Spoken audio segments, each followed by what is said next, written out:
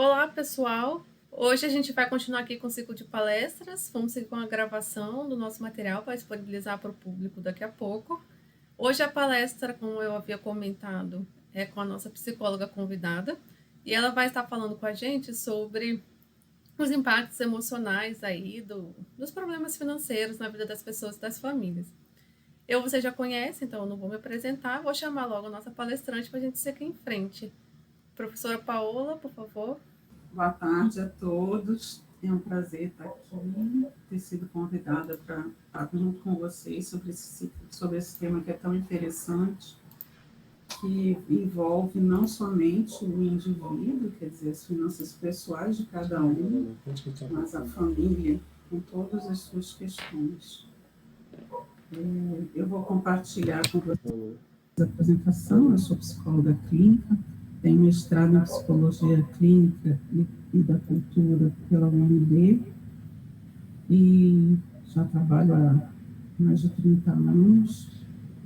E a gente vê muito essa questão emocional ligada ao dinheiro.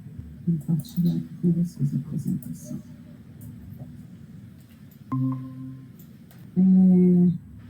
Então, qual seria o impacto emocional nas finanças pessoais? Será que a emoção pode ter alguma influência numa questão tão subjetiva como será que a emoção pode ter uma influência tão importante numa coisa tão objetiva quanto as finanças pessoais? Então, a primeira questão é que toda desorganização financeira, maior ou menor grau, ela traz um estresse financeiro. Ninguém tem uma vida pessoal financeira com problemas, devendo, ou sem saber qual é o dinheiro que tem, gastando mais do que o que recebe, sem passar por momentos de estresse, momentos de cobrança, de dívidas e todos os outros aspectos ligados à parte objetiva da administração financeira. Seria isso por causa de uma inabilidade da própria gestão financeira, a própria forma como a pessoa se organiza, né? Será que as pessoas estão tendo pouco tempo ou estão tirando pouco tempo para poderem se dedicar à questão do cuidado das finanças? O que seria cuidar das finanças, né? Quais são as organizações necessárias? Quais são as fases pelas quais a gente passa em relação às nossas finanças pessoais? Será que você está na fase 1? Você tem uma vida financeira muito desorganizada e com muitas dívidas? Muita gente está nisso aqui. Será que você está na fase 2, começando a organizar suas finanças e com as suas dívidas controladas? Quer dizer que você ainda tem dívidas, mas pelo menos você sabe o que está acontecendo com a sua vida financeira? Será que você está na fase 3, em que você já está investindo nos seus objetivos, né, nas suas metas, nos seus sonhos, e você tem mais de uma fonte de renda, e possui uma reserva de emergência para qualquer coisa que possa acontecer, você precisa sacar um dinheiro de imediato? Ou será que você está na fase 4, né, que seria a melhor de todas em termos de organização financeira? Você já conquistou sua liberdade financeira, além de ter várias fontes de renda e viver dos rendimentos. Viver dos rendimentos, principalmente quando a gente chega na fase da aposentadoria, é uma grande vantagem, né? Porque sempre o dinheiro que a gente recebe de salário, ele vai ser reduzido. Então, para que você usa seu dinheiro, né? Vamos pensar um pouco sobre o dinheiro para poder entender como é que as emoções vão entrar. Será que você usa seu dinheiro para privilegiar o seu consumo imediato? Será que você atende a todos os seus desejos imediatos? Muitas vezes sem saber se tem dinheiro, ou muitas vezes parcelando, né? Dividindo em 24 vezes de R$10 uma compra. Ou você privilegia o seu futuro? Você tem uma preocupação de como vai ser sua aposentadoria, como vai ser o crescimento dos seus filhos, se você vai conseguir comprar uma casa própria. ou qualquer outra vontade que você tenha, mas já planejado para o futuro, não esperando que o futuro aconteça sem você fazer nenhum tipo de esforço, né?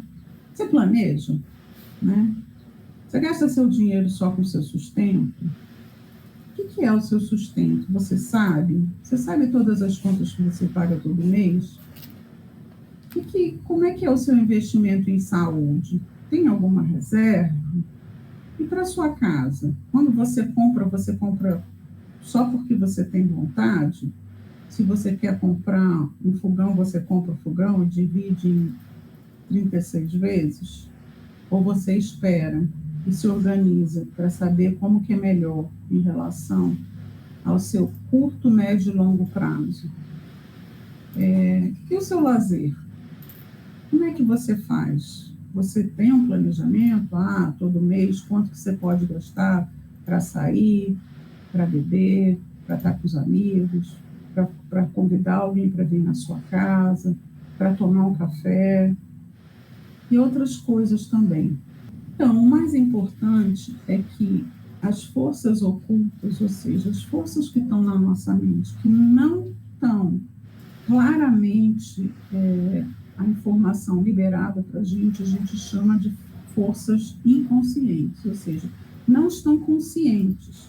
São forças emocionais, são emoções, são vivências da nossa vida, do nosso cotidiano, que influenciam nas nossas tomadas de decisão, que influenciam na nossa forma de se relacionar com as pessoas, né?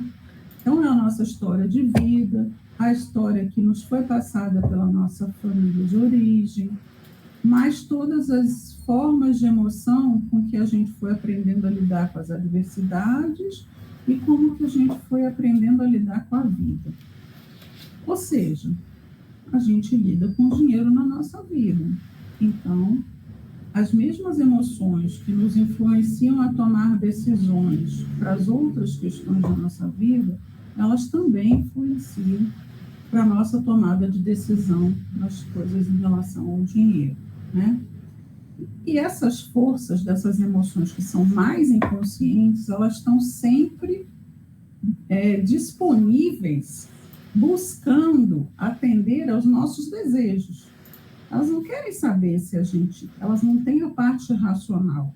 Essa é uma emoção muito primitiva, uma emoção muito lá de dentro da gente, uma emoção desde lá de trás, quando a gente era criança, que nos acompanha. E aí ela não tem freio, ela quer que os desejos sejam atendidos. Então, se ela tem vontade disso, aquilo tem que acontecer. E essas forças, elas estão dentro da gente. Então, se a gente não as conhece, fica difícil da gente manejar com elas quando elas surgem. E muitas questões nossas emocionais, para qualquer um de nós, não estão disponíveis para o nosso conhecimento imediato. Às vezes, a gente precisa de um processo que nos leve a conhecer essas questões. E aí, se a gente pensar em relação ao dinheiro, o dinheiro e a família, eles andam sempre juntos. O dinheiro e o afeto aqui representado, tanto os afetos positivos, os afetos de emoções que são alegria, amor, satisfação, quanto os afetos de tristeza, de raiva, de inveja, eles estão muito ligados ao dinheiro. Por quê? Porque eles estão dentro da gente, alguns de forma consciente, mas a maioria de forma inconsciente. E quando a gente vai tomar uma decisão financeira, como quando a gente vai tomar uma decisão em qualquer aspecto da nossa vida, essa parte emocional nos influencia. Então, a gente pode dizer que as emoções e o dinheiro andam juntas. Porque o que a gente faz com o dinheiro mostra como a gente se comporta em relação a alguma questão emocional e relacional da nossa vida. E o que a gente tem de emoção faz com que a gente se movimente com relação ao nosso dinheiro de algum aspecto conectado. E esses dois, é claro que vêm influenciar positiva ou negativamente no sistema familiar. E a família também, através do relacionamento dos seus membros, pode melhorar essa relação emocional com o dinheiro ou piorar. Dentro da gente, a gente tem como se fosse esse menininho, né? A gente tem uma criança birrenta. Por quê? Porque a criança, gente, ela quer ser atendida, ela não está parando para pensar, né? Ela quer tudo a tempo imediato. A criança tem necessidade de ter esse atendimento imediato. O que faz ela começar a ponderar isso, né? A pensar, a ter os limites das questões emocionais dela? O que faz isso é ela crescer, né? Ela ser educada, os pais. Só que essa nossa parte emocional infantil, ela continua dentro da gente, né? Algumas coisas a gente mantém dentro da gente e formam a nossa característica de personalidade. E algumas pessoas não conseguem se controlar em relação ao atendimento imediato dos seus desejos, o que estaria ligada a uma relação mais infantil. Se a gente está falando de dinheiro, vamos dizer que seja uma relação mais infantil em relação ao dinheiro, ou uma relação emocional que não está bem resolvida para a pessoa, que ela não está bem em relação a isso, né? Um bom exemplo são as compras a prazo. Compras a prazo são compras que são efetuadas quando a gente não sabe esperar. Porque se a gente souber esperar, a gente junta e consegue desconto e consegue uma compra dentro do nosso orçamento. Se a gente coloca prazo, a gente compromete o nosso orçamento pessoal. Esse comprometimento, ele vem somente para atendimento imediato de um desejo. Porque não quer dizer que a gente não vá atender, a gente precisa ser de imediato. Mas é uma emoção forte, não é uma coisa fácil, né? De mudar só porque eu penso, eu quero, eu não vou fazer mais. Não funciona assim. Tem muita gente que chega a um limite de compulsão por compras e compulsão por outras coisas que afetam a questão financeira. Como é que seria o ciclo vicioso do consumo? Esse ciclo em que a emoção ela vai ser... a gente vai tentar usar o dinheiro para compensar uma emoção que não está amadurecida dentro da gente. Quanto mais a gente compra para preencher essa necessidade, que não é de dinheiro e não é de material, é uma necessidade afetiva da pessoa, mais a gente tem. Mas como o que a gente compra, que é material, não é o que a gente precisa, porque o que a gente precisa é um afeto, aí, quanto mais a gente tem, mais a gente precisa, porque não atendeu a nossa necessidade verdadeira, que é do afeto. E quanto mais a gente precisa, mais a gente compra. E quanto mais a gente compra, aí a gente volta no ciclo vicioso. E a pessoa fica perdida nisso, porque ela não sabe que, na realidade, o que ela está precisando não é do dinheiro ou da compra material. O que ela precisa mesmo é resolver uma questão afetiva, e isso permite que ela fique calma, não fique ansiosa, não se descontrole e entenda que as coisas têm seu tempo e que, se a gente se organizar, tudo é possível. Então, vamos lá. Como a gente chama isso? A gente chama de buraco emocional. Sabe aquele vazio que dá dentro do estômago quando a gente tem uma hora que a gente quer comer, e às vezes a gente quer comer só doce, só porcaria, e a gente come para ver se preenche aqui dentro do nosso estômago o que a gente está sentindo, e depois a gente diz assim, meu Deus, eu não sei para que eu comi tanto, e fica passando mal de tanto que comeu, e aí daqui a pouco a gente já quer comer de novo. Isso aí não é um vazio do nosso estômago, é um buraco emocional que a gente tem dentro da gente. É uma carência, é uma falta de algum afeto. Alguma coisa nos falta que a gente não identificou ainda, que nos faz ficar descompensados em alguma área emocional da nossa vida. Isso afeta o dinheiro, é claro, né? Porque se eu não como, vamos dizer, mas eu compro também para preencher esse buraco emocional que é bem grande, eu não vou ter satisfeito, porque o buraco é emocional, não é financeiro. Então, lidar com as finanças pessoais vai significar que a gente tem que voltar às nossas raízes, ou seja, a gente vai ter que voltar dentro da nossa própria história, nas nossas raízes psicológicas, afetivas e emocionais, para tentar entender qual é o valor do dinheiro. Por quê? Porque o valor do dinheiro, não estou falando de contar as notas, de contar o dinheiro, mas o valor do dinheiro para a pessoa, para o ser humano, ele é e depende do significado que a gente dá para ele. Mas o que é significado? O que aquele dinheiro representa para a gente? Depois de um tempo, com uma certa experiência, a gente olha para a pessoa se relacionando com o dinheiro e a gente consegue identificar alguns aspectos em relação àquela pessoa.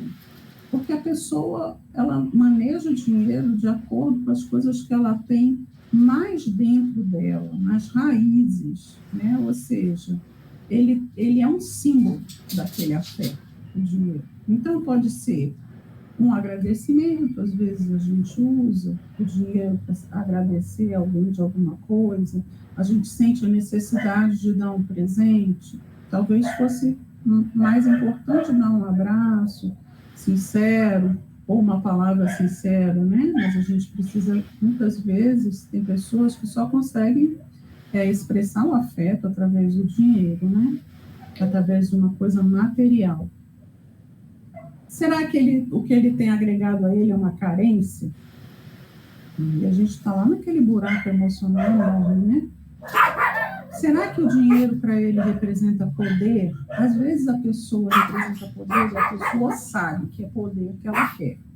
Então, o dinheiro para ela representa poder, e poder é o que ela quer. Mas, às vezes, a pessoa nem sabe que quer poder, isso está lá dentro, de uma forma inconsciente, movimentando para que ela queira cada vez mais dinheiro para se sentir mais poderosa. Às vezes ela precisaria de uma outra coisa para ela se sentir equilibrada. Será que é uma compensação? Por exemplo, um pai que viaja muito, um pai que trabalha de manhã, de tarde, de noite, de fim de semana, e que de alguma forma quer compensar a família da ausência dele? Então, o significado do dinheiro seria essa compensação? Será que é uma forma da pessoa se sentir pertencendo? Se ela tiver dinheiro para comprar isso, aquilo, outro, ela pertence a um grupo X, se todo mundo do trabalho se veste de uma forma, ela quer se vestir igual, se todo mundo tem não sei o que do celular, ela quer ter igual, né? É uma coisa ligada a uma necessidade externa, não é uma necessidade da própria pessoa, mas é uma necessidade que ela se sinta aceita. São pessoas que muitas vezes têm um sentimento de não se sentir pertencendo a lugar nenhum, nem a grupo nenhum. E como nós somos seres sociais, a gente precisa ter essa sensação de pertencimento. Ela é saudável, ela faz parte das relações humanas. Será que é uma forma de hostilidade? Você não acredita em mim? Você acha que eu não vou ser ninguém? Então, peraí que eu vou ganhar muito dinheiro para te mostrar. Então, é uma necessidade de mostrar por meio do dinheiro, o que muitas vezes traz desequilíbrio financeiro, para uma outra pessoa que não acreditou nela. Será que é por amor? Será que ela quer ajudar alguém? Será que é uma forma de exploração esse dinheiro? Será que é uma forma dela ganhar segurança? Será que é uma forma dela se sentir segura e protegida? Será que o dinheiro traz proteção? Então, isso aqui são apenas alguns exemplos de formas como o significado do dinheiro, o significado emocional, afetivo, psicológico do dinheiro, faz com que a gente lide com ele de várias formas diferentes. muitas vezes, formas desequilibradas. Só que a gente não pode reparar questões emocionais com dinheiro, né? Então, o que se passa no seu coração quando você gasta dinheiro? A gente paga ou tenta pagar aspectos subjetivos do dinheiro, né? Ou seja, o tempo que foi gasto, uma afeição, às vezes uma culpa, uma vingança, ou a gente tem uma hostilidade, ou a gente quer fazer justiça. Então, o valor do dinheiro depende desse afeto agregado a ele, do significado. O dinheiro é um símbolo de todas essas coisas que a gente já viu antes. Existem algumas crenças que são crenças que já atrapalham a gente desde a infância. Crenças são episódios que a gente vivenciou durante a nossa infância, né, que são herdados dos pais ou até de outros antepassados, que formam um script de vida, quer dizer, vamos dizer, o bisavô falava essas coisas para o avô, que falou para os pais, que falou para vocês, que vão falar para os filhos. Então, são um script familiar, né? Só que as crenças, elas só são verdadeiras quando elas são conscientes e vividas, experienciadas, porque às vezes o que eu acredito não é o que serve para a vida do meu filho, ou o que os meus pais acreditaram que era uma crença firme deles, né? Algo que, de uma forma como eles levavam a vida e que eles acreditavam verdadeiramente, muitas vezes não serve para mim. Então, se você não experienciou a crença, ela é herdada de outras pessoas. Então, ela é feita sem pensar. Você só tem aquela crença. E, às vezes, a gente nem se dá conta das crenças que a gente tem dentro da gente, que também nos movimentam. E quanto mais inconsciente, mais forte elas se tornam para fazer coisas que depois a gente diz, nossa, mas eu não sei nem por que eu fiz isso. Então, é preciso sentir e vivenciar a mudança. Ou seja, cada passo do que a gente vai mudar, uma crença ou uma mudança, para que a gente acredite e forme a nossa própria crença, a gente precisa viver aquilo ali, precisa sentir, né? E o caminho para a gente fazer as mudanças de crença, que eu vou ver com vocês agora, vou dar uns exemplos, ela é feita lentamente, pouco a pouco. Ninguém aprende e troca uma crença pela outra só porque leu ali que está escrito. Não. Precisa viver essa experiência e sentir como é que é o impacto dela antes na minha vida e como que eu quero que seja agora. Então, por exemplo, quem que já não ouviu frases como o rico é rico porque roubou do pobre, né? Só que, na realidade, a crença, né, permissora, que permite que a gente lide com o dinheiro, que permite que a gente aceite ganhar dinheiro, porque as crenças limitantes, elas são limitantes porque elas nos limitam a crescer financeiramente, seria que qualquer um pode ganhar dinheiro, né? Precisa se empenhar. Não põe o chapéu onde a mão não alcança. É outra frase. Só que eu nasci para o melhor. Eu nasci para ser rico. Eu nasci para conseguir ter uma vida financeira estável. Eu não preciso acreditar que por um destino traçado eu não vou ter nada. Filhos dão só despesas. Isso também é uma coisa falada, só que na realidade filhos são bênçãos na nossa vida. Filhos são o que a família tem de nuclear, de alegria, de amor, de transformação da vida e continuidade da nossa própria história. Dinheiro é sujo, gera corrupção. O dinheiro não é sujo, o que a gente faz com ele é que é sujo ou limpo. O dinheiro, ele não é nada. Ele é uma forma de troca para coisas materiais. O que a gente faz com ele, o que a gente pensa e simboliza com ele, é que faz a diferença. Então, o dinheiro é limpo e ajuda a melhorar a vida. Se eu enriquecer, alguém vai empobrecer. Tem riqueza para todos, em várias e diversas magnitudes. Tem que ter esforço, tem que ter trabalho. Quanto mais dinheiro, mais problemas. Prosperar é uma forma de melhorar o mundo.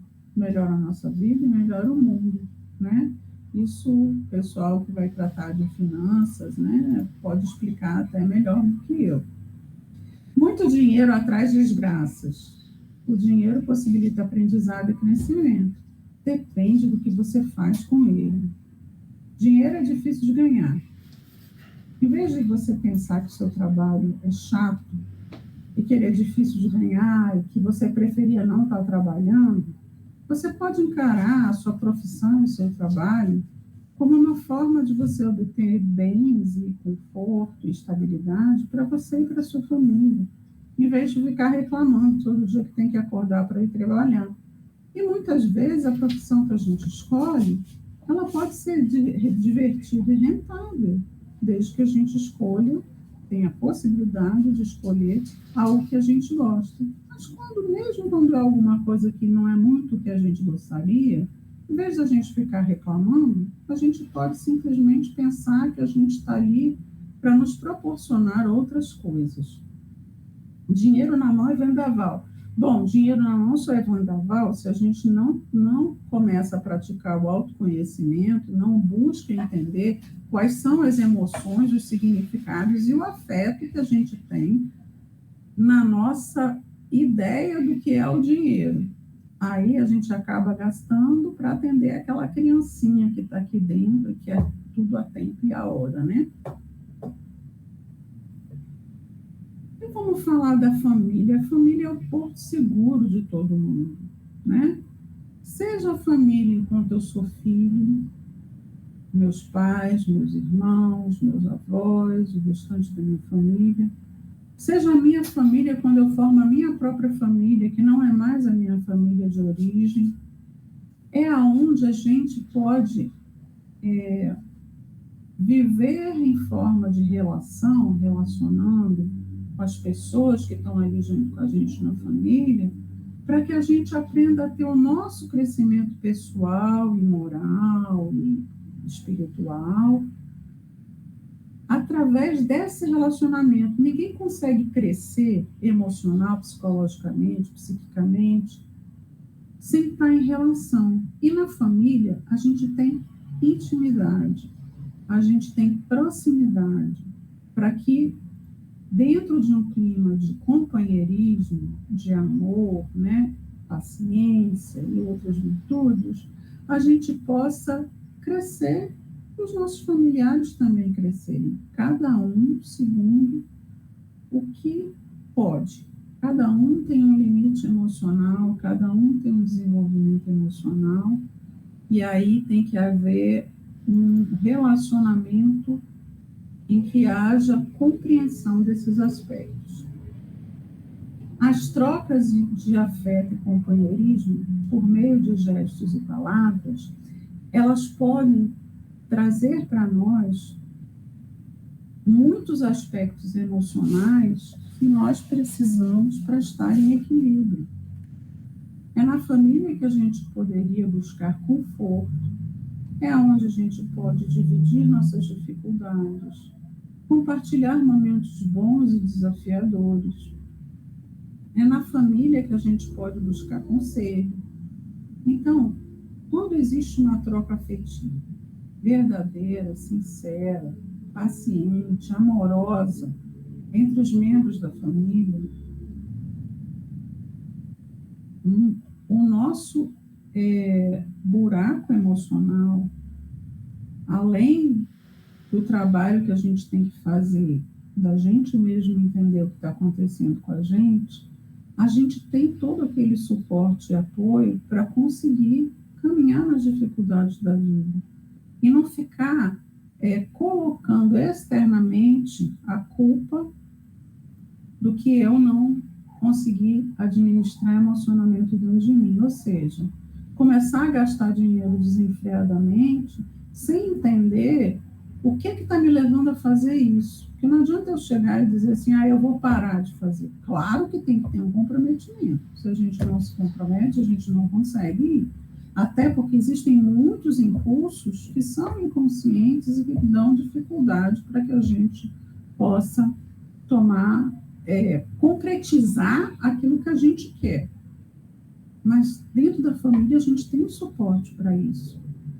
Quando a gente não consegue trocar afeto, expressar afeto, se relacionar dentro da família, fica muito mais difícil da gente lidar com as nossas próprias emoções. E isso faz e aparece na forma como a gente lida com o dinheiro. Então, o autoconhecimento vai nos ajudar a ressignificar todos os sentimentos. O que é isso? Trazer novo significado para sentimentos que estavam escondidos e me fazendo agir de uma forma que não me agrada, de agir de uma forma que não é saudável, agir de uma forma que não é equilibrada, né? E a gente tem que pensar que tudo que nós fizermos, né, são exemplo e herança que nós vamos deixar para os nossos filhos e para os filhos dos nossos filhos. E muitas vezes a gente está preocupado com o que a gente fala, mas quando a gente dá o exemplo, a gente não percebe que aquilo é muito mais forte do que qualquer palavra. Está vendo as fotos? Cada foto dessa moça que está aí tem uma expressão. E se eu falo uma coisa e eu me expresso com outro rosto, outra expressão que a gente diz que é não verbal, ou seja, não é de palavras, os outros vão captar a mensagem não verbal. O que a gente falou vai ficar no mundo, vai ficar esquecido. Imagina como é que isso é com os nossos filhos. Então, se a gente desequilibrado e não sabe como expressar o nosso afeto, não sabe como buscar dentro da gente, e acaba se desequilibrando financeiramente, se desorganizando, a gente acaba dando exemplos ruins que são carregados pelos nossos filhos, para os filhos deles e para os filhos dos filhos deles. Então, isso tudo é uma grande desorganização que acontece na família. Toda a crise financeira, ela interfere em como a gente se sente, lógico. Se o dinheiro tem um simbolismo para nós afetivo, significa alguma coisa tipo segurança, proteção e todas aquelas coisas que a gente viu lá atrás, é claro que quando existe uma crise, que ele falta, né, os nossos sentimentos vão vir à flor da pele. Então, com esses sentimentos revolucionados, a qualidade da saúde, o equilíbrio emocional, eles faltam. O dinheiro espelha nas famílias, olha como é importante, como a desorganização financeira realmente afeta. Então, o dinheiro espelha nas famílias dificuldades de relacionamento, quer dizer, como a gente explicou, se a gente na família consegue trocar, ter companheirismo, ter troca de afeto, suporte emocional, a gente vai lidar com o dinheiro de outra forma, porque a gente não vai precisar usar o dinheiro para simbolizar coisas que a gente está expressando o sentimento. Então, o dinheiro espelha nas famílias dificuldade de relacionamento, dificuldade de colocar limites. O que é a dificuldade de colocar limites? É a gente não conseguir dizer não, sabe? Quando a gente não consegue dizer não para o marido, não consegue dizer não para a esposa, não consegue dizer não para os filhos, e quando a gente vê no final do mês, a gente tem um rombo nas nossas finanças, isso é uma dificuldade que aparece em outras áreas da nossa vida também. É a forma como a gente lida com a vida, porque a gente lida com as relações, a gente não consegue dar limite nem para as atitudes dos outros em relação a gente, nem para as nossas atitudes em relação aos outros, né? Espelha sentimentos de vingança, de culpa no ambiente familiar. Depende, só de você olhar como é que aquela família ou aquela pessoa se relaciona com o dinheiro, você consegue identificar, né? Ou até a reparação de danos causados aos outros. Como é que seria o ciclo virtuoso da riqueza? Como é que as pessoas conseguiriam lidar bem com o dinheiro até para caminhar para uma riqueza, ou seja, um equilíbrio financeiro.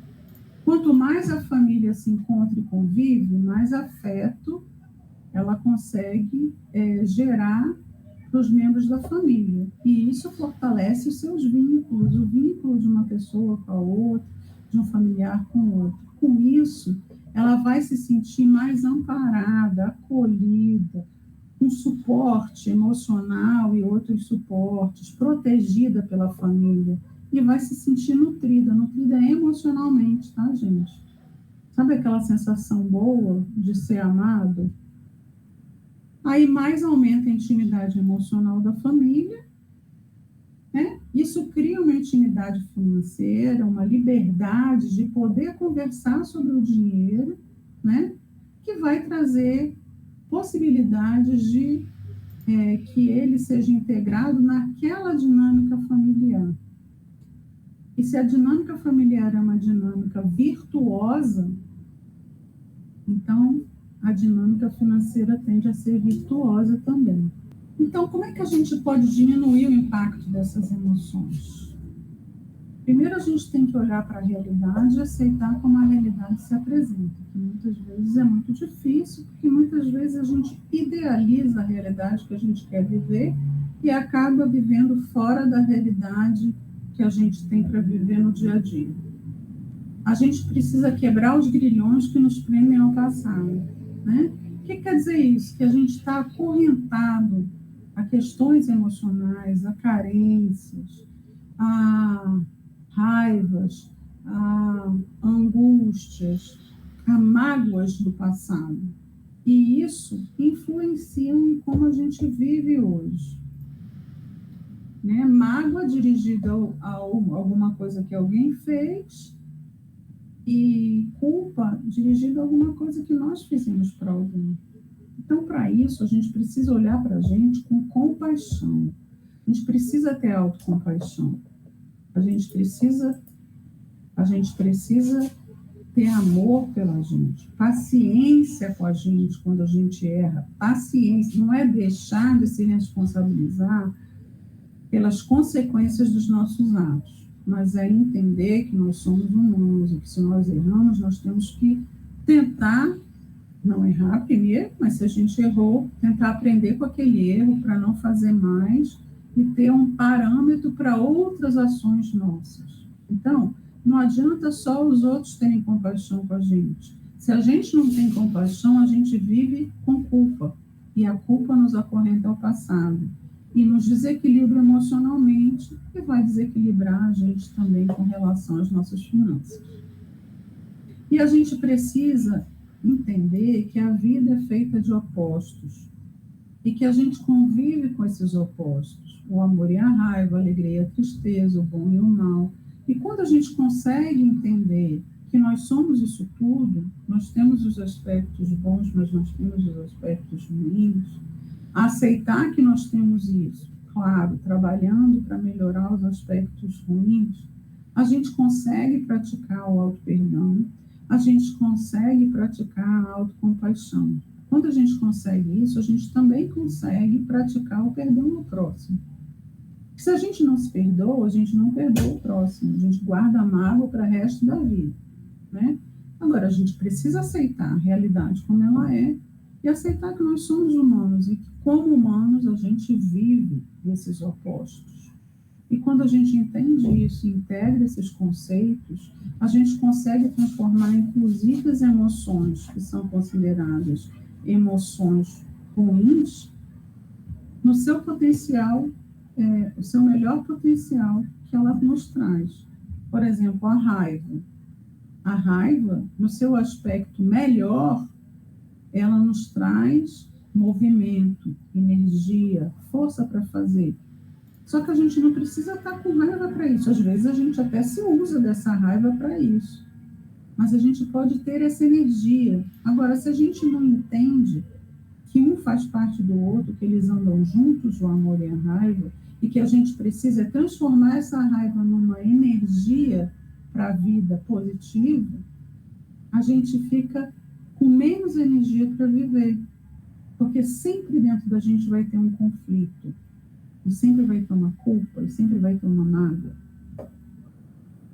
Só para vocês terem uma ideia, né? E existem coisas que a gente pode fazer para diminuir a ansiedade, para trabalhar esse perdão e aceitação. Claro, existem várias técnicas, eu botei apenas algumas aqui para citar, né? Existem técnicas de respiração, porque quando a gente respira, quando a gente está muito tenso e ansioso, que é a tônica emocional que faz a gente ficar mais desequilibrado dentro das finanças, que traz maior desorganização, é a ansiedade. E a respiração de quem é ansioso, ela é curta, ela é pequena. Então, existem práticas que ensinam a gente a respirar melhor na hora de uma crise de ansiedade, na hora da gente estar ansioso. Porque se a gente respira, o nosso sistema nervoso vai se acalmando.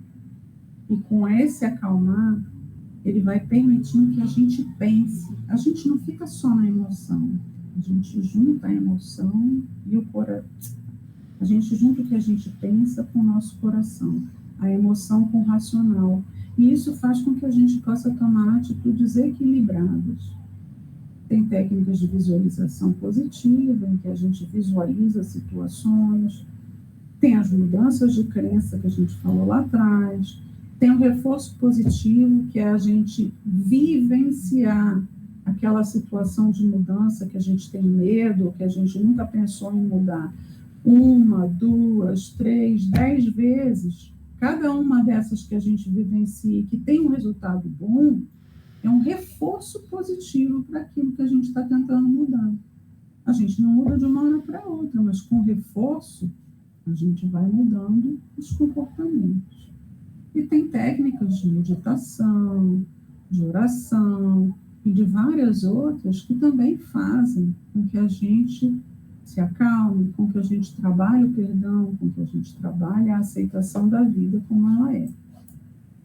E com isso, gente, a gente faz as pazes com a nossa vida financeira, traz a nossa a vida financeira com um aspecto saudável, e na família a gente tem um ciclo virtuoso afetivo que traz companheirismo, que incentiva esse companheirismo, as trocas afetivas, o amor, a confiança mútua, a aceitação do outro como ele é, pertencimento a essa família e o bem-estar.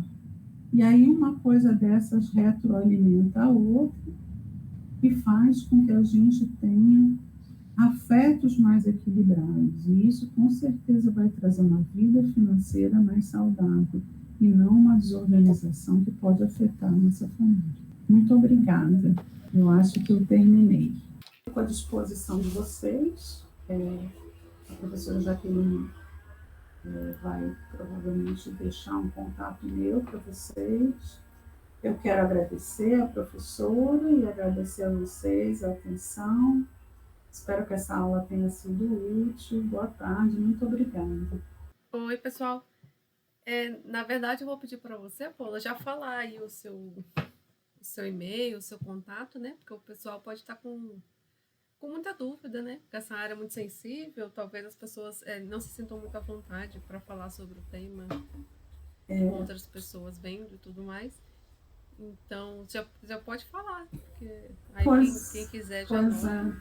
Seria bom que desse para escrever, né? Mas tá bom. Então, meu e-mail é paola.brock, B de bola, ROCCHI, @gmail.com. Eu fico à disposição de vocês. Obrigada, Paula. Muito obrigada, professora Jaqueline. E, pessoal, essa não foi a nossa última palestra, né? Essa foi, assim, a mais... que toca mais nos aspectos emocionais e tudo mais. Mas daqui a 15 dias a gente volta com uma palestra que é mais prática. Então, a gente vai começar a falar de coisas que são, assim, aplicáveis, de fato, na vida real agora. Então, para quem é muito desorganizado, o que pode ser feito hoje? Como que eu organizo hoje as minhas finanças, sabe? E aí a gente vai apresentar algumas ferramentas e alguns métodos de organização também. Então fica aí o nosso nome ainda à disposição e até daqui a 15 dias.